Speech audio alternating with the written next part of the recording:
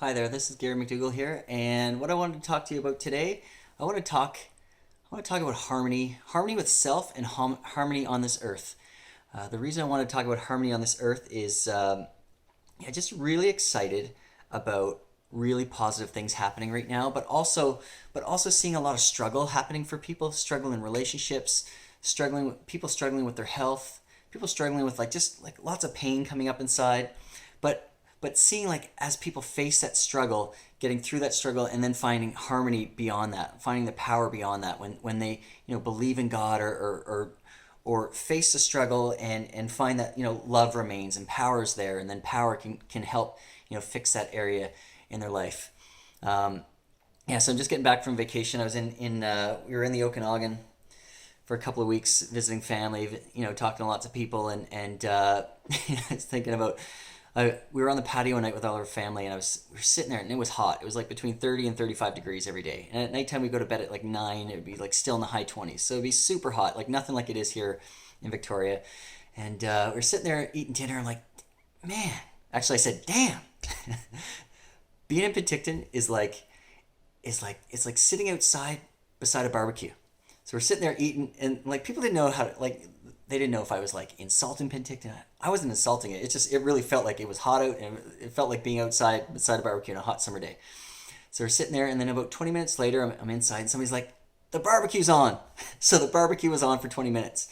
So I was outside in the hot heat, sitting beside a barbecue, eating supper, experiencing that heat. It was really hot. And to top it off, the next time we turned on the barbecue, when we had everybody over, like a week later, it wouldn't turn on. So that extra 20 minutes that the barbecue was left on, that I left it on. Yeah, I left it on and had to cook the burgers inside the house. So what a mess. Hadn't cooked burgers inside the house since probably my teenage years. So that was a mess. So harmony in life and harmony with self. Yeah, so if there's pain in your life, if there's pain in your relationship, if there's pain, maybe it's time just to face the pain, face that barbecue, face the heat inside and that pain. And if you're not getting what you want in your relationship, if you're not getting what you want out of life with your finances, maybe it's time to look within instead of like struggling outside or I hear a lot of people nowadays, with young kids getting out of relationships because the love's not there, or there's pain, or they're turning to drugs and alcohol. Something that's coming through a lot in our meditations with my wife is like, we speak out pain. You're like activating pain. You're activating that feeling into the universe, into all living things. The universe is going to react to your pain. But if you turn your pain over to God, you turn over that suffering, maybe you're stressed in your life and you're turning to drugs, or you had 3 young kids and your wife's giving all her energy into children. I mean, we have 3 kids, or you have 2 kids, but your wife's giving more of her energy. Her biology is saying, feed these kids, take care of these kids, be mother, be nurturer, but she doesn't have the energy and the time for you. And, it brings up suffering, or it brings up feelings like, you're feeling low, or you'd like sex or whatever. You have to go to the dirty part sometimes because, like people need to hear, people experiencing these things, and relationships are breaking up. So, if you turn to God with your pain, or you turn to God with your suffering, it can be an opportunity. It can be an opportunity to face your pain, or just because you're not getting sex doesn't mean you're not worth it. Everybody's worth it. This is an insight that kind of came to me. Last week I think I talked about this on the video. Is like God is in everything. That we are like a cell in the body of God. So if God is the creator of all life, and God is the creator of the earth, is the creator of the animals, the microbes in the soil, the sky, the water, God is in all these things, God's essence, God's spirit, that all these things are life. God is the pain, is the creator of the pain in my heart, or the fear, or the fear of expressing this stuff. That I can just feel that and I can just face that. And it really started making me think about all of life, and like what are some of the things that we do to affect life. Something that's really been passionate or woken up inside of me, like this new passion, this new interest is our relationship on this earth. Like, what I buy, how does that affect all living things? How does that affect God? If God is in all living things, how do my purchases, how does my life, how do my steps, when I drive a 6-cylinder vehicle, how do those emissions affect all living things, the air we breathe, the future generations? It's really made me think. yeah, sold my truck recently, so we only have one vehicle that's 6 cylinder now, and drive a bike a lot more. We walk with our kids a lot. We play in the parks, and it really made me think about the food we eat. So if there's going to be harmony on this earth, is the food we eat, does it come from a supportive, loving place from people, not just people that feel love and love the earth, but are actually supporting life in the earth? So something that's I'm really passionate about right now are microbes in the soil. So when you farm or you garden organically, it supports the life in the soil. It supports microbes. It supports fungi, bacteria, and these things grow and they help plants grow. They form a symbiotic relationship where the plant I've learned has intelligence. So a plant, when it needs certain nutrients from the soil, it sends out these foods which attract microbes, and the microbes then break down all the food in the soil, and they break down minerals and stuff for the plant to grow and get healthy. So I've learned that, and I'm like, wow, life is fascinating. God is fascinating. Just everything has intelligence. Everything has a spirit of God or the creator, this energy in it that has intelligence. It's just thinking like, I want to support organic farmers, and to take it even further, like I was thinking, I've been in gardening for 10 years, did gardening on the side, take a real interest in plants, but really interested in food now. That passion's woken up in me, and did a lot of gardening in the Okanagan for relatives and stuff, just because they're taking more of an interest too. And I just seen how, like, I've used chemical fertilizers in the past, and it does bring growth, but it kills the microbes in the soil. So I think, like, even microbes are like God's creation. I don't want to do something that kills God or kills the essence or the spirit of God. I think the creator's essence or God's essence is to expand the universe, is to expand the earth, and to expand our life and produce abundantly. That essence is just in us. The only thing that stops God's essence or God's love to work through us is our minds, is our thinking, is maybe we don't believe it. But I believed in this long enough that I've gotten results. Gone from, like, really far down, and with addiction and suffering, to alleviating my suffering, to getting the results, to having a wife and children and living in a great neighborhood. So really learning just to trust in God and trust in God's. I've heard this when I was in India. We talked about listening to your small mind, which is the ego, and belief systems, or really trusting in the spirit of God, the big mind in your heart. And I've just been contemplating that a lot lately, just about if we all, just thinking about God's like organizing intelligence, like just thinking about how the sun rises in the east every day, and without the sun's shining right now, it just kind of started shining brighter. Without the sun shining, like if the sun went out on a bender one time and got hung over and called in sick, and the sun's light didn't shine for like 5 days or 7 days, we'd have no light in this earth. And God's power, or the universe intelligence, the sun shines and brings us life. I think that intelligence, that same intelligence, innate wisdom, or Marianne Williamson talks about the intelligence of the seed turning into the tree, or the intelligence of, like, masculine and feminine coming together to create life and birth. That same intelligence that can create birth, or rises the sun in the east, or brings life to us. That same intelligence is in us. We all have a purpose. We all are like the cell in the body of God. If everything is God, it's like, my body. If you look at me under a microscope, you might see cells and blood, and you might see a fingernail or an eyeball that's separate, but we are all just one in the body of God, and God's intelligence is in our heart. So when we listen to our heart and we ask God, we turn our problems with our finances, with our relationship, over to God and ask God for help. God, help me with my relationship. God, help me, improve my relationship. I intend to have an awesome relationship and a loving relationship. If you have young children, like the wife might be really nurturing when they're really young, but the relationship comes back. And if you can just get through those hard times and face that pain within yourself and give it to God, that God's love will fill you up, and you might not be having sex, but you're still worth it.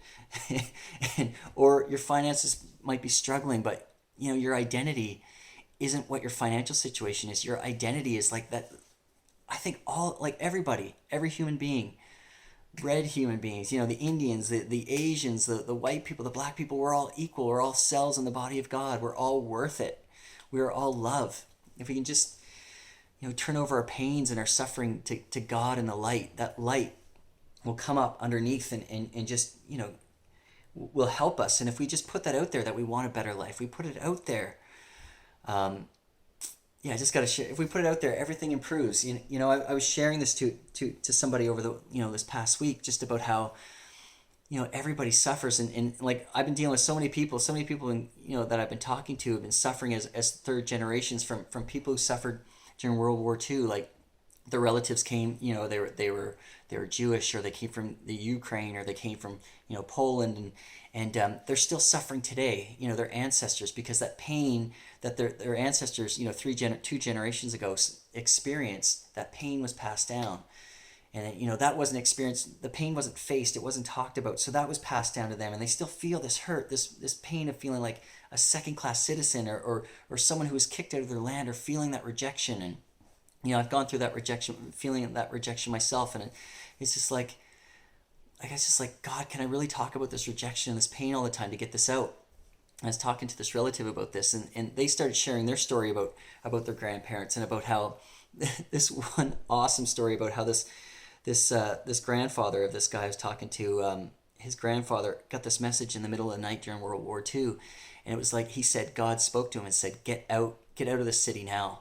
So he woke up immediately, packed his bags, got out of the city, and early the next morning the Allies came in, and they came in and bombed that city, and he was saved, and 50,000 people were killed, and it was it was in Dresden, Germany. I know very little about this, and yeah, just when we put our faith in God to protect us, to provide for us, to improve our relationships, that miracles happen.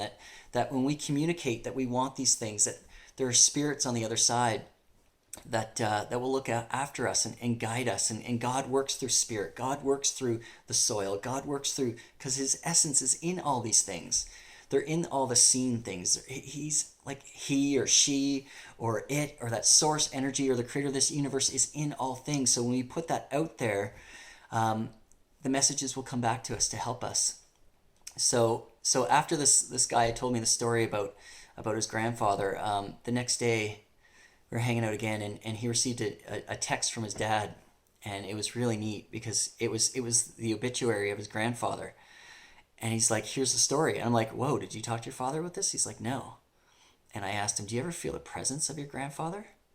Because I was feeling it. Like, his grandfather heard his story, was speaking through him and telling his dad, send him this obituary to confirm that as our ancestors pass on, they want to help us. They want to love us, and they want to support us. And maybe our beliefs don't allow us to accept these thoughts, but I've had these experiences like 1,000 times over the past 20 years. So I've just learned to accept it and understand that if we ask for help, that these cooperative components, seen and unseen, will just communicate to us, and things will line up, and synchronicity will happen, that God really loves us and supports us, but we have to reach out for God's help. That God, gives us free will and won't impose. Like, God's not like the authoritative father that says you have to do this and do that. God's love, and God supports us, and we ask for help. Anybody can ask for help, and anybody can improve all areas of their life. So harmony, when we become more harmonious with ourselves, when we start healing these feelings, when we start looking at ourselves, I don't think there's going to be harmony on this earth, or more harmony on this earth, until we heal that ourselves. And one last conversation is, being in the Okanagan and being in 30 to 35 degree weather, and in the sun, and at the beach, and eating ice cream, and hanging with the kids, and playing, and golfing, and swimming, and it was absolute paradise, and it was beautiful, and it was an awesome time. And our kids were crying when they had to leave, because they're experiencing this love, and it's hard to leave love. It's hard to it was hard for the kids to be separated from love. And they experienced the paradise. They experienced the love, the play, and freedom, and joy, and it was really beautiful. And at one point, there's this crotchety old guy. We were both from Nova Scotia, and we created this bond, because we realized we were both born in Nova Scotia. And so we're talking. He was old, and he was telling me about how his wife had passed away a couple of years ago, and 2 days before she passed, she said it was her time, and she was going to pass in 2 days. And he's like, come on, you're full of it. And sure enough, she had a heart attack in her sleep 2 days later. So God speaks through, even the dying, or anybody, if they just listen. It's just your love in your heart. It's that little whisper in your heart. And my experience of Penticton was so beautiful and so lovely, but the guy, he was filled with hatred, and he hated the government. He hated Penticton. It was too hot. The people were miserable, and the city shut down early at night, and that was his experience. That was, his hatred in his heart reflected what he saw in the world. And as we heal the hatred, as we heal the sadness, as we heal our hurts, what do we have left but love? And then we see through the eyes of love. The beautiful children, or the beautiful sunsets, gorgeous hills, vineyards, beautiful plants. That plants have intelligence, that we can create life by supporting the earth. And something on the last note, I have to say, I've been watching this guy on gardening. It's called Back to Eden Gardening, and videos on that, and also One Straw Revolution, which is this Japanese farmer. It's just about gardening simple, and it just makes me think that I really want to support farmers that support life and support God and support this earth and all living things. And that's what I'm doing. So Back to Eden Gardening, YouTube that, or YouTube One Straw Revolution. And I really think this world is, if more people change, the more people that become harmonious, the more people that heal their stuff and get to a more loving vibration, that this planet can be pretty awesome. That this planet is awesome. That we can end suffering. I'm going to start with myself, and if you like this message, you can start with you. And I love you, and you're worth it, and you are a cell in the body of God, and God has an important purpose for you. That if we continue to heal and listen to our hearts, that you and I and everyone can lead an amazing life. So, lots of love.